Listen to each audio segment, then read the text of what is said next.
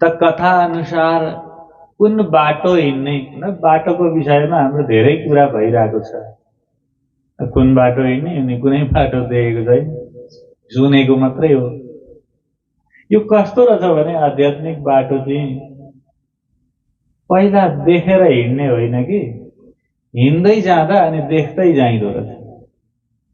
धर्मको मार्ग चाहिँ त्यस्तो रहेछ। कसरी जाने त हौ, देखेको छैन। पहिला कसरी हिँड्ने भन्दा आचार्यहरूले भने महाजनो येन गताः सपन्थ। यसो गर, महापुरुषहरूलाई हेर, पूर्वाचार्यहरूलाई हेर, उनीहरूले कसरी कुन बाटो हिँडे, कस्तो जीवन अपनाए, के गरे, के खाए, के पढे, के विचार गरे, के सुने, के तपे, के जपे, पूर्वाचार्यहरूलाई हेर। पूर्वाचार्यहरूलाई हेर्दाखेरि कर्म ज्ञान योगका कुराहरू आउँदै गर्दा भक्ति प्रेमको समर्पणको कुरा मुख्य आयो। र हिजो हामीले भक्तिको कुरा गर्यौं। भक्ति के हो भन्ने विषयमा हामीले हिजो अलिकति चर्चा गर्यौं। भक्ति के रहेछ?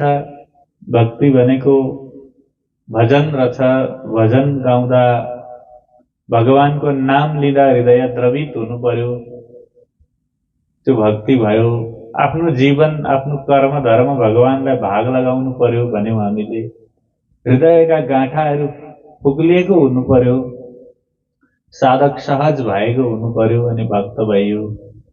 र नारदजीले यो भक्तिको उपाख्यानमा भक्तिलाई म जसरी भए पनि कलियुगमा स्थापित गर्छु, नभए म नारद होइन भन्ने कुरो गर्नुभयो। र भक्तिलाई प्रतिज्ञा गरेर नारदजी अब भक्ति देवी छिन्।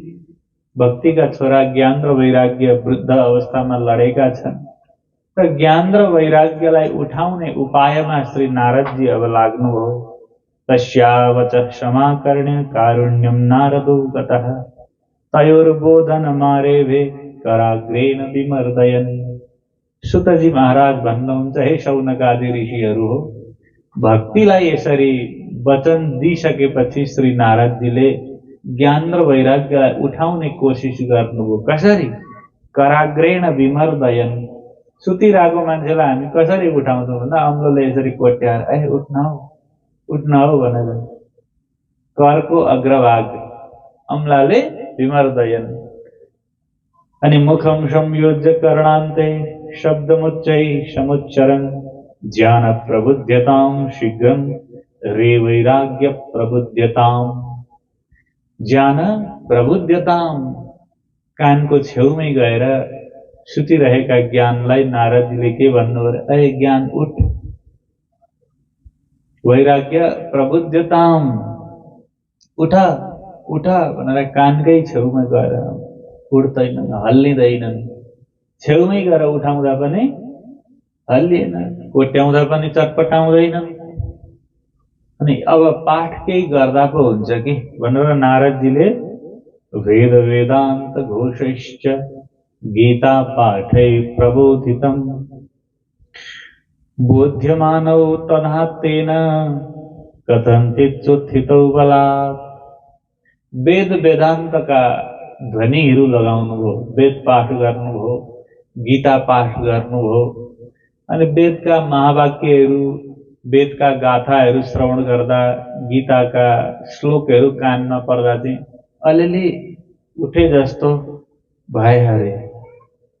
अनि कसरी उठे भन्दा नेत्रैरनवलोकन्तौ जृम्भन्तौ शालसा उभौ बकवत् पलितौ परायः शुष्ककाष्ठ समाङ्गकौ। सुतजी महाराज भन्नुहुन्छ, यसरी निन्द्रैमा उठे जस्तो भयो अरे एकछिन, तर आँखा खुलेको छैन। त्यो बिहानै कसैले जुरुकै उठाइदियो भने कस्तो हुन्छ भने 8 बजी 7 बजी उठ्ने मान्छेलाई 5 बजी उठाइदियो कसैले भने कस्तो हुन्छ? जिउ चाहिँ उठ्यो तर आँखा चाहिँ यस्तै हुन्छ नि त उसको, हो कि होइन? अनि फेरि उता गयो भने एकछिनलाई भन्छ फेरि घुप्लुकै सुतिहाल्छ। त्यस्तै भयो अरे हो ज्ञान र वैराग्यको।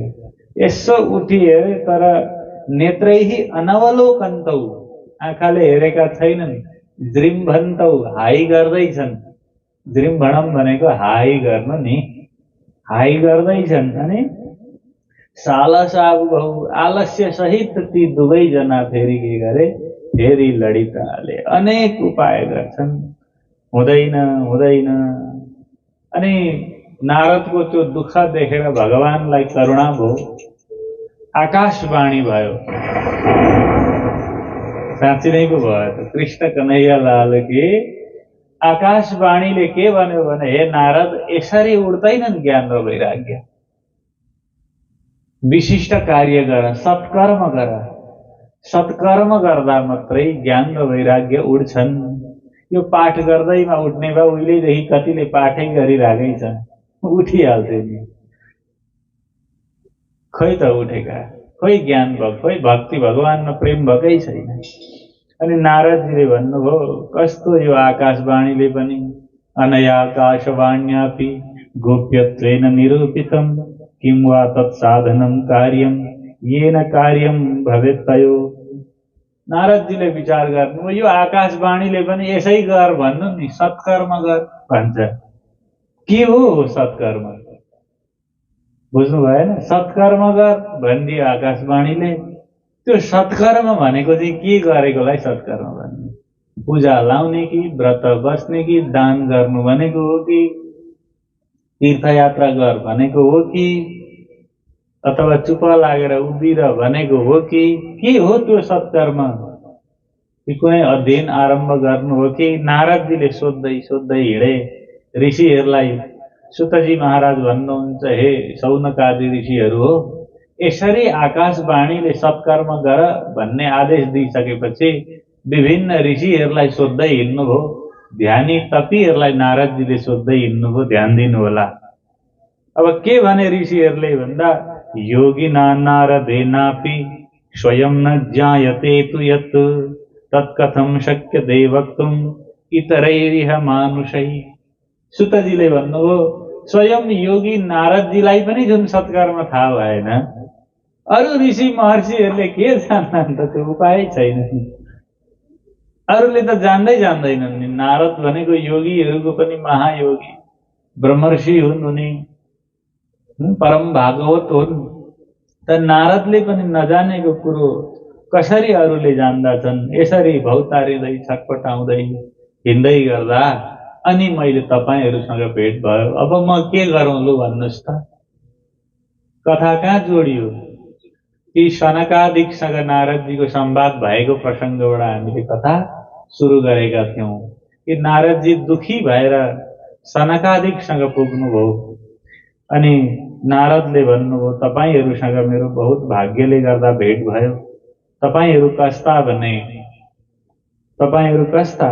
पंचहायन संयुक्ता पूर्वेशामपि पूर्वजा सदा वैकुंठ निलया हरिकीर्तन तत्पराः लीलामृत रसोन्मत्ता कथा मात्रैक जीविनः।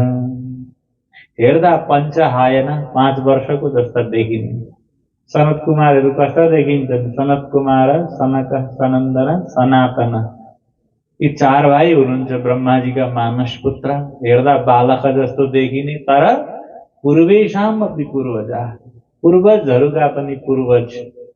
कस्ता? सदा वैकुण्ठ निलया, धेरै जसो वैकुण्ठ लोकतिरै उनीहरू बस्ने।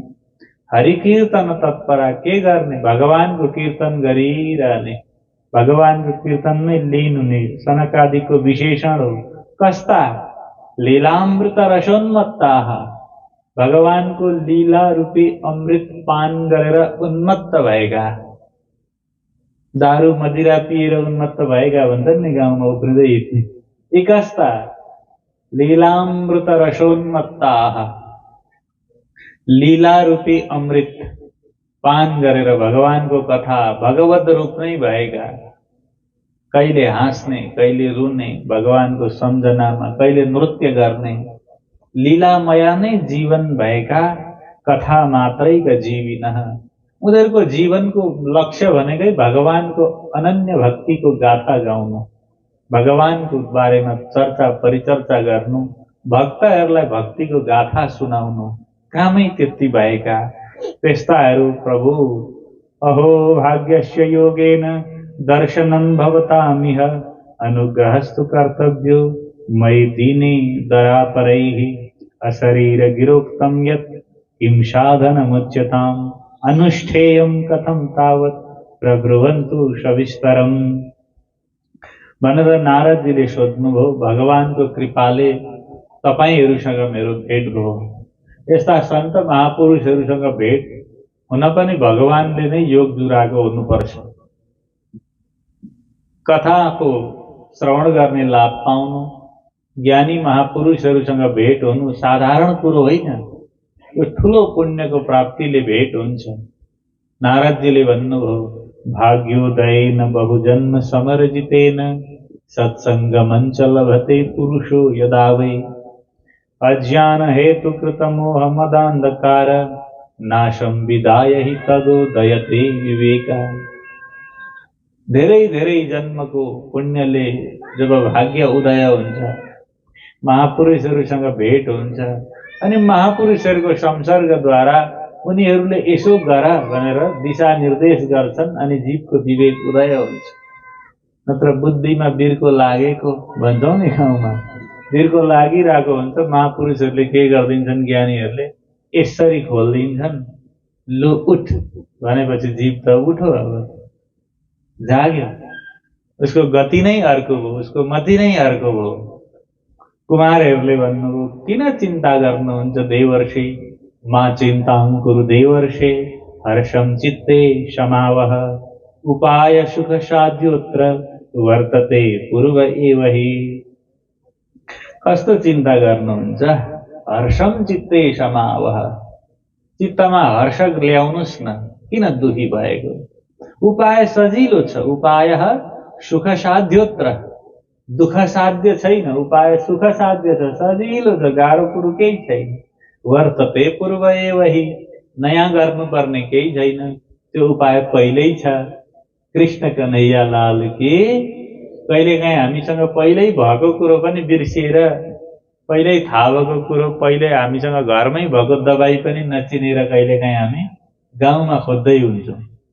अनि कसैले भनिदिन्छ फलानु थोक खान भइहाल्छ, त्यो त अनि छ नि मेरो घरमै भने जस्तै नि। सनकादिकले भने पहिल्यै उपाय छ प्रभु।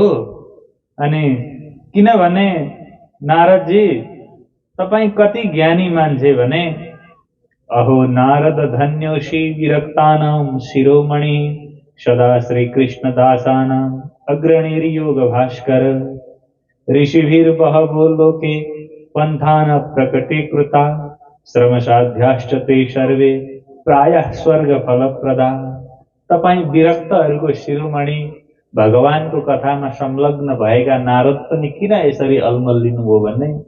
हुन पनि हो, नारदजी त अल्मलिनु हो भने तपाईँ हामी अल्मलिनु कुनै दोष पर्छ? कुनै ठुलो कुरो हो त?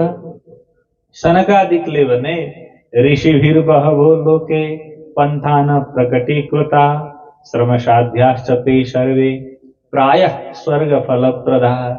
ऋषिहरूले धेरै किसिमका पन्थान मार्गहरू प्रकटीकृता उत्पन्न गरे। ऋषि नै हाम्रा कति हो, कति 88,000 ऋषि महर्षि भन्छौँ। हाम्रो यहाँ कति थिए ऋषि? हाम्रो यहाँ यति मान्छेलाई पनि भन्दा यहाँ लाइन गयो भने अघि रोकिनु पर्छ। ती सुतजी महाराजले 88,000लाई माइक कहाँबाट ल्याए त्यतिखेर? कि कत्रो स्वर थियो भने म विचार गर्छु बेला बेला। तपाईहरु सोच्नु त 88,000 बस्दा कति हुन्छ? यो बहुसंख्यक विषय हो। 88,000 माने धेरै ऋषिहरू त्यहाँ थिए। अथवा पहिला अलिकति शान्त एकान्त स्थलमा बसेर कथा गर्दा अलिक सुनिन्छ पनि। र जंगलमा, गंगाको तटमा त्यस्ता ठाउँमा बसेर कथा लाउँथे पहिला। अब यहाँ पनि त्यस्तै कथा लाग्दैछ। अनि ऋषिले धेरै बाटो बनाए, धेरै किसिमका मार्ग बनाए। श्रम साध्याश्च ते सर्वे। फेरि हुन पनि के हो भने कुमारहरू भन्दै हुनुहुन्छ ती मार्गहरू पनि अप्ठ्यारा बनाइदिए। त्यो जप गर्दा, त्यो व्रत गर्दा, त्यो अनुष्ठान गर्दा 3 दिनदेखि भात खानु नहुने, चप्पल लाउनु नहुने, मुण्डन गर्नुपर्ने, एक छाती बस्नुपर्ने, यस्ता विभिन्न किसिमका नियमहरू अप्ठ्याराहरू बनाइदिए। श्रमसाध्याश्च ते सर्वे। अनि त्यत्रो गरेर नियम कानुन पालन गरेर कर्म गरेको फेरि के भयो त? प्रायः स्वर्ग फलप्रदा। त्यत्रो गरेको भरे स्वर्गका फल मिल्नेवाला मात्रै ती भए। गीतामा कृष्णले भन्नुभयो, तेतम भुक्त्वा स्वर्गलोकम विशालम क्षीणे पुण्ये मर्त्यलोकम विशन्ति। स्वर्गलाई विशाल मान्नेहरू मूर्ख हुन् अर्जुन, त्यहाँ पुण्य क्षीण भएपछि फेरि जन्म हुन्छ। मुक्तिको कुरो गरेनन् वाक्कै पनि। अनि भन्नुभयो अगाडि, वैकुण्ठ साधका पन्था शतुगोप्यो हि वर्तते तस्योपदेष्टा पुरुषः प्रायो भाग्येन लभ्यते। अनि वैकुण्ठ आदि दिव्य लोकहरूको अखण्ड लोकको प्राप्ति गर्ने र त्यसको विषयमा बोल्ने महापुरुषहरू त अत्यन्तै दुर्लभ छन्। कथा लायो, कथामा गीत गाएर नाचेर काकीले यसो भनिन् भनेरै कथा सकिदिन्छन्। 7 दिन कथा सुनो, जीवले के बुझ्यो त भन्दा हिजो सुर्ती खाँदै त्यो कथा लाउनु अगाडि 7 दिनमा पनि खाइरहेकै छ, के भयो त कल्याण हो कि होइन? 2-5 लाख रुपियाँ सकिए, पुराणको टेन्टवालाले अलिकति कमायो, साउन्डवालाले अलिकति कमायो, ब्राह्मणहरूले केही दक्षिणा प्राप्त गरे, जजमान त बिचरा केही पनि भेटेन। न ज्ञान भयो, न भक्ति, न वैराग्य। वस्तुस्थिति यो छ कि छैन? बडो दुःख लाग्छ। हामी त विद्यार्थी पढाउने मान्छे, व्यावसायिक रूपमा जहिले कथा भनेर हामी हिँड्दैनौँ। हामी कहिले काहीँ विद्यार्थीलाई उनीहरूले नै कथा गर्छन् र कथाको अनुष्ठान पनि कस्तो भइदियो भन्दा अत्यन्तै व्यावसायिक भइदियो। त्यहाँ तत्त्वमीमांसै भएन। कथा सुन्दा भित्र लागेको हुनुपर्छ, कि खुसी भएको हुनुपर्छ, कि रिस उठेको हुनुपर्छ। खुसी भयो भने भक्ति अघि बढी गयो। अनि यो कथाले कस्तो भनो हो, मलाई त मन परेन भयो भने मनलाई के भयो, त्यो कथाले आक्रमण भयो र मनले विचार गर्यो, तपाईलाई रिस उठ्यो भने पनि कथाले काम गर्दैछ। सुई लाउँदा त सुरुमा चरक गर्छ नि त, गर्छै गर्दैन। बिस्तारै भेटेपछि त्यो दुःख पनि सुखमा परिणत हुन्छ। त हामीले पनि त्यही चाह्यौँ। यसो उफ्री पाफ्री गरेर रोटी खायोहरू, हल के छ भनौँ, ठिक छ, 1-2वटा फोटा खिच्यो अरे फेसबुकमा हालिदियो, ल कथा आज म फलानु ठाउँमा गएर ढोक्दै भनेर ढोगेको फोटो हाल्यो। अनि फलानु गुरुद्वारा आशीर्वाद लिँदै भनौँ, यसो टाउकामा हात राखेर, ल गुरु यहाँ यसो गरिदिउँ। त्यस्ता पनि भक्त हुन्छन्। अनि आरती यसो उठाएर एउटा फोटो, त्यति भए परम भक्त भइगयो। यस्तो कलियुग राखेको छ। त्यति भए ऊ के भयो, जेसुकै खाओस्, जसुकै चाहोस्, एउटा श्लोकको अर्थ नजानोस्, भक्ति ज्ञान वैराग्यको विवेचन नभएको होस्, त्यो महामूर्ख अब समाजमा के भयो, परम भक्त।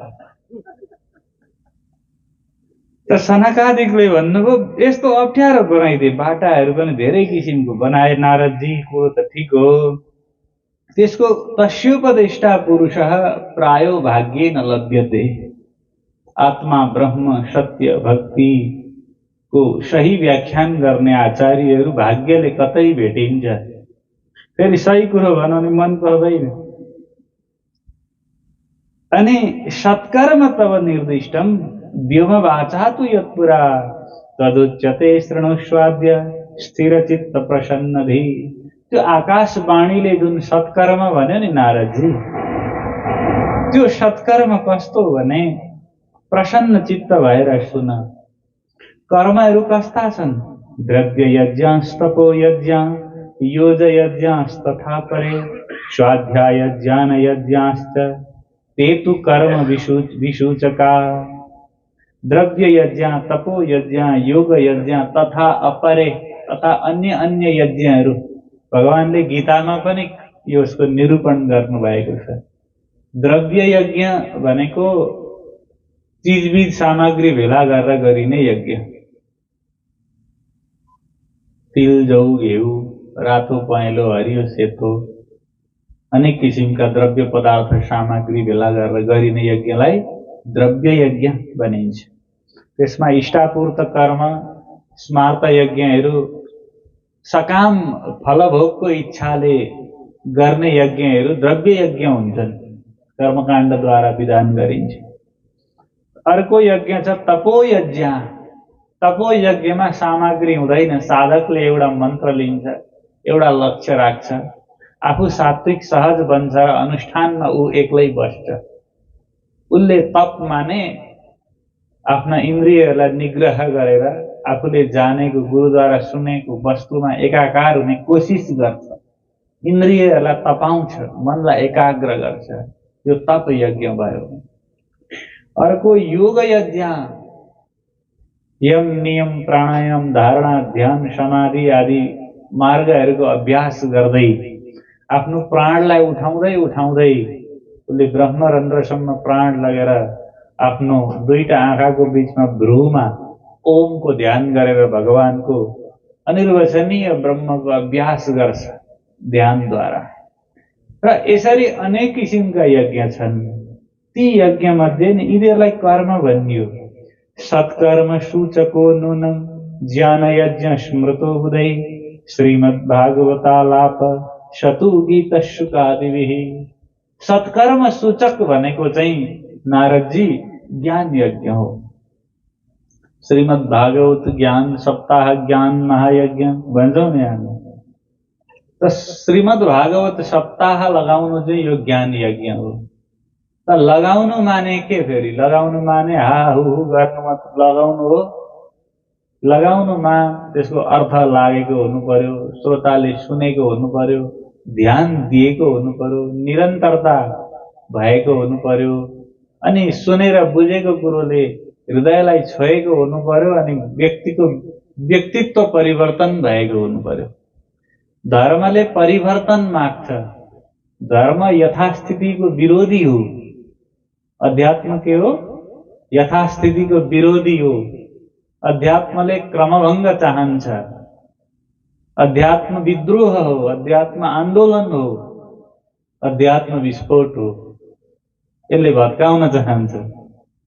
तपाईको जुन वर्तमान मान्यता, वर्तमान जीवनशैली, वर्तमान स्थिति जो धर्मरहित छ त्यसलाई उसले पटक्कै स्वीकार्दैन। जस्तो छ त्यस्तै अवस्थामा म धार्मिक हुन्छु, म भक्त बन्छु भन्दा हुँदैन। उसले धर्मको पथमा आएको हुनुपर्छ।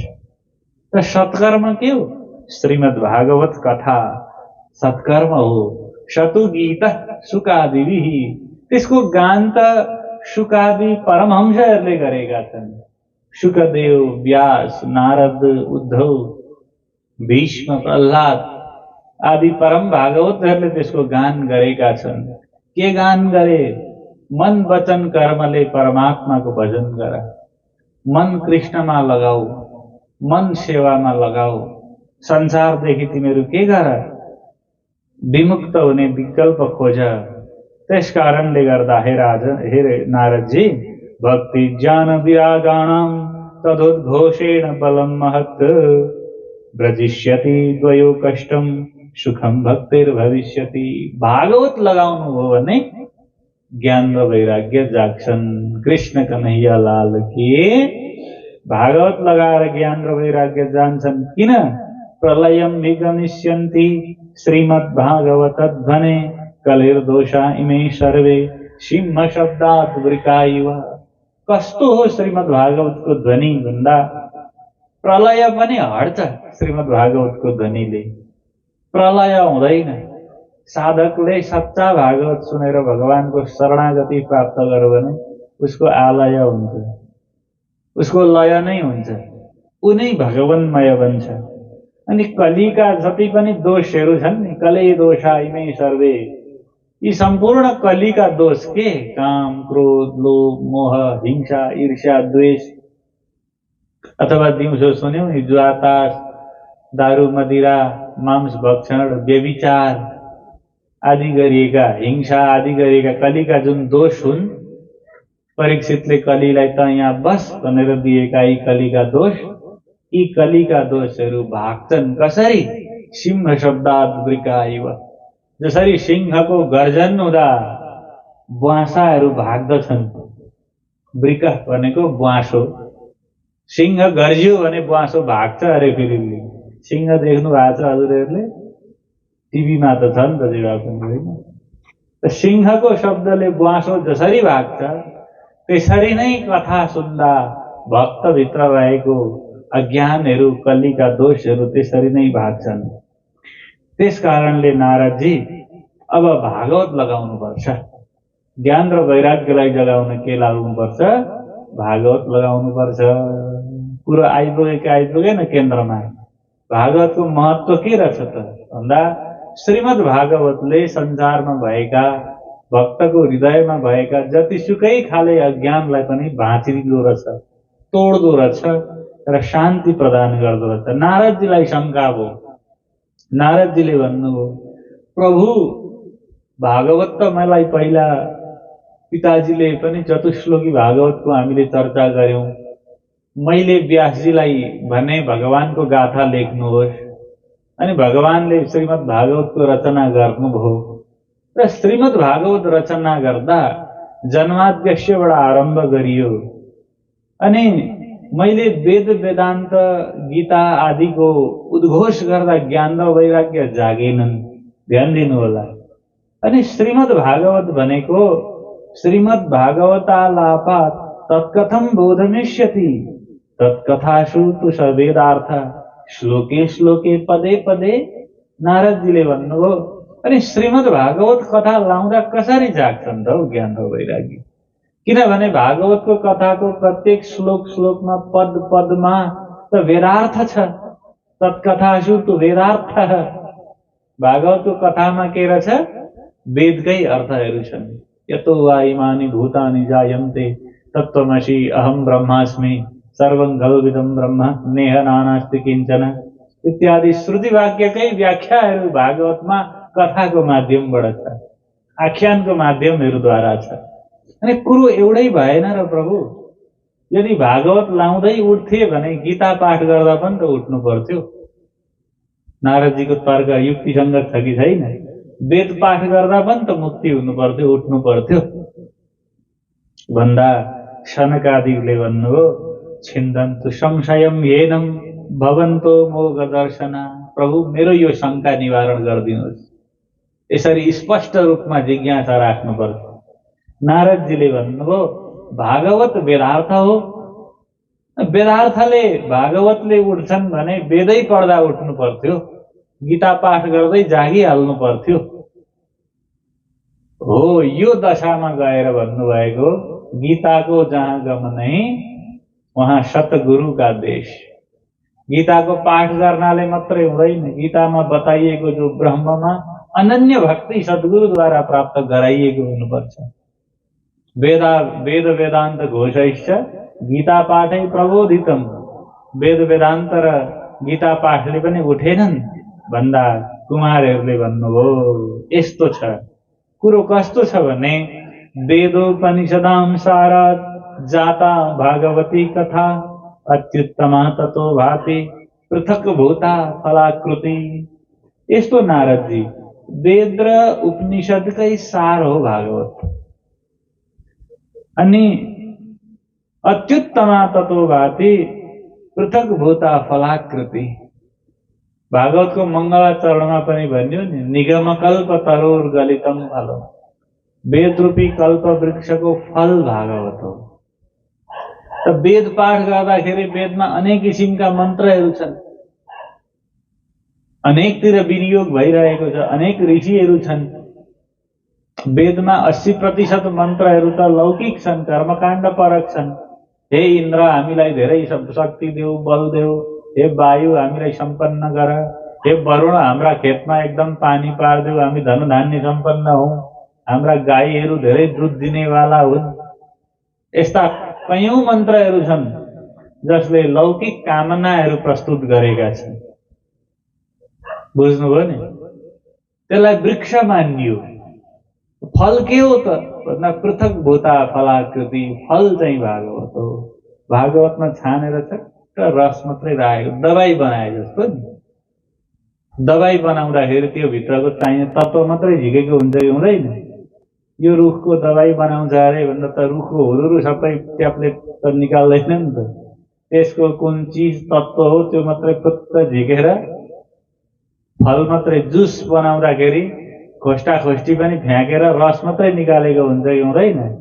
सनकादिकले उदाहरण दिनुभयो। इक्षुणामपि मध्यान्तं शर्करा व्याप्य तिष्ठति पृथक भूतात् सामिष्टा तथा भागवती कथा। भागवत कथा कस्तो हो भने उखुको भित्रै रस छ, तर उखु खाँदाखेरि हामीले त्यो खोस्टा खोस्टी खाँदैनौँ, उखुको रसलाई निकाल्छौँ, रस खान्छौँ। अनि अझै चियामा हाल्नु पर्यो भने उखुको एउटा टुक्रो ल्याएर चियामा हाल्छौँ त, उखुबाटै चिनी बन्छ भनेर कसैले उखु नै हाल्दैनौँ, हामी किन चिनी हाल्ने भनौँ कसैले, होइन? हामी डाइरेक्ट काम गरौँ न, किन चिनी हाल्छु म? मेरो घरमा उखु छ, म उखु हालेर चिया पकाउँछु भनौँ भने त्यो चिया हुन्छ त मिठो? चिनी नै निकाल्नु पर्यो नि त। हो त्यस्तै होइन, म पाठ गरिरहेको छु त, रुद्री पाठ गरेकै हो त मैले भन्दा हुँदैन दाजु, त्यो चियामा उखुकै डाक्लो हाले जस्तो भयो। तपाईँले भागवत चिनी नै हाल्नुपर्छ। यो कसले भन्दैछ? सनकादिकले कति राम्रो दृष्टान्त गर्नु। उखुको पनि बिचमा शर्करा बसेको हुन्छ, चिनी, तर पृथक गरेपछि त्यसको मूल्य छ। दुधमा नै घिउ छ, तर म किन घिउ हाल्छु, म दुधै हालेर बाती बाल्छु भन्छ कसैले भनेदेखि बल्छ त? बल्छ त भन्नुहोस् त? म दुधको भुटुन हाल्छु भनौँ कसैले, हुन्छ? प्रक्रियामा जानु पर्यो, त्यसको सार निकाल्नु पर्यो। जस्तो प्रकारले दुधको सार घिउ हो, उखुको जुसबाट पनि त्यसको सक्खर बनाएपछि काम दिन्छ। त्यस्तै कारणले गर्दा इदं भागवतं नाम पुराणं ब्रह्म संहितं भक्ति ज्ञान विरागाणां स्थापनाय प्रकाशितम। त्यस कारणले हे श्री नारदजी, यो श्रीमद् भागवत भनेर कलियुगको लागि विशेष तयार गरिएको हो भगवान वेदव्यासद्वारा, परब्रह्मको इच्छाले। किनभने कलियुगमा ब्रह्ममुनिहरू धरतीमा खेलमा आउँदैछन् र उनीहरूको लागि स्पेशल प्याकेज हो यो ब्रह्म संहिता। के भन्नुभयो? यो भागवत के हो? पुराणम ब्रह्म संहितम भक्ति ज्ञान विरागाणां स्थापनाय प्रकाशितम। यो ब्रह्म समान, वेद समानै हो यो, यसको वेदको भन्दा कम महत्व छैन। त्यस कारणले श्रीमद् भागवतलाई पनि सनातन धर्ममा सबै ज्ञान परम्परामा सबै वेदान्तीहरूले पनि स्वीकार गर्छ भागवतलाई। अन्य पुराणहरूलाई त्यति प्रमाण मानिँदैन। अन्य उपपुराणहरूलाई आफ्नो आफ्नो विशेष लौकिक प्रयोजनका लागि गरिन्छ, तर मोक्षका लागि, भगवत प्रीतिका लागि, भक्तिका लागि श्रीमद् भागवतलाई बनाइएको हो र यसको श्रवण गर्नुपर्छ। अब यो कुरो तिमीलाई थाहा छ त नारदजी? यही कुरो तपाईले पहिला वेदव्यासलाई सम्झाउनु भएको होइन?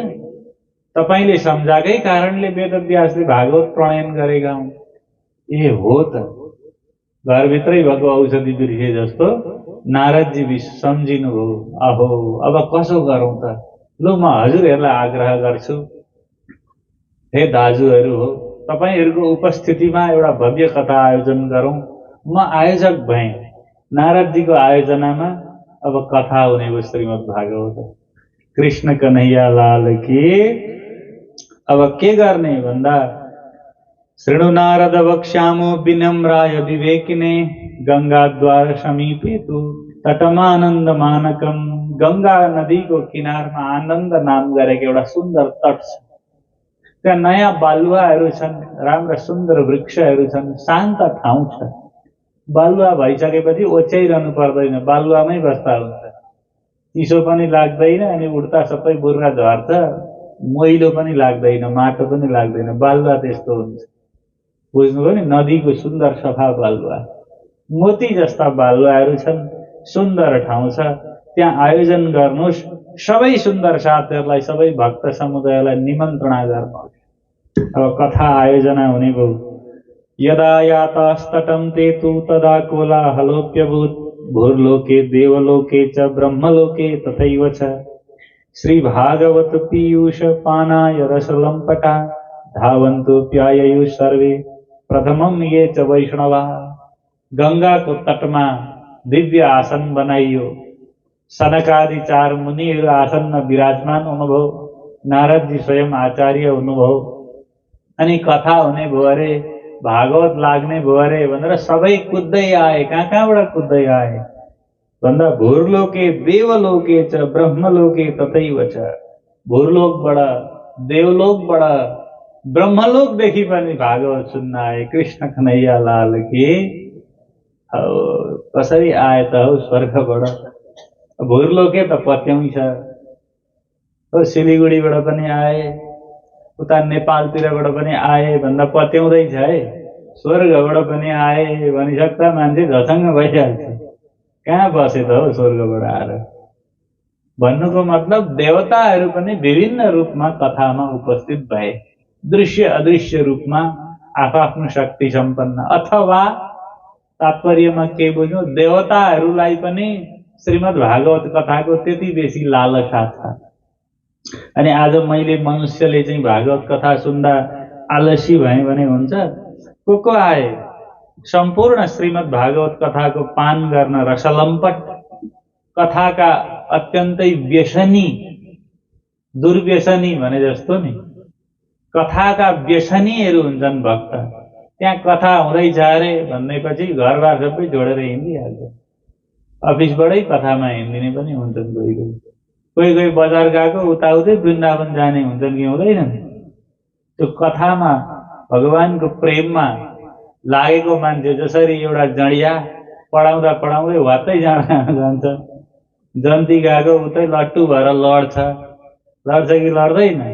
हो त्यस्तै भगवत भक्त तीबाट कथामा जान्छ, ती भाव विभोर हुन्छ। ती अघि साधु भएर पनि आउन बेलाउँदैन एकैचोटि हराएर 5 वर्षमा। त्यस्ता भगवानका कथाका रसलम्पट।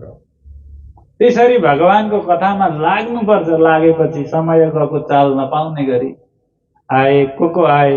भृगुरु वशिष्ठश्च वनश्च गौतमो मेधातिथिर्देवल देवरातो रामस्तथा गादिसुतश्च शाकलो मृकण्डपुत्रात्रिज पिप्पलादा। सब मुनिहरू आए। भृगु ऋषि आए, वशिष्ठ आए, च्यवन आए, गौतम ऋषि आए, मेधातिथि आए, देवल आए, राम आए, गादिसुतहरू आए, शाकल आए, मृकण्डु ऋषि आए, पिप्पलाद आदि ब्रह्मवादी ऋषिहरू पनि आए। वेदान्तानि च वेदाश्च मन्त्रास्तन्त्रा समूर्तयः दशसप्त पुराणानि षट्शास्त्राणि तथा ययुः। जहाँ भागवत लाग्न थाल्यो त्यहाँ पनि वेदहरू पनि आए अरे। अनि वेद त किताब हो त, कसरी आउँछ?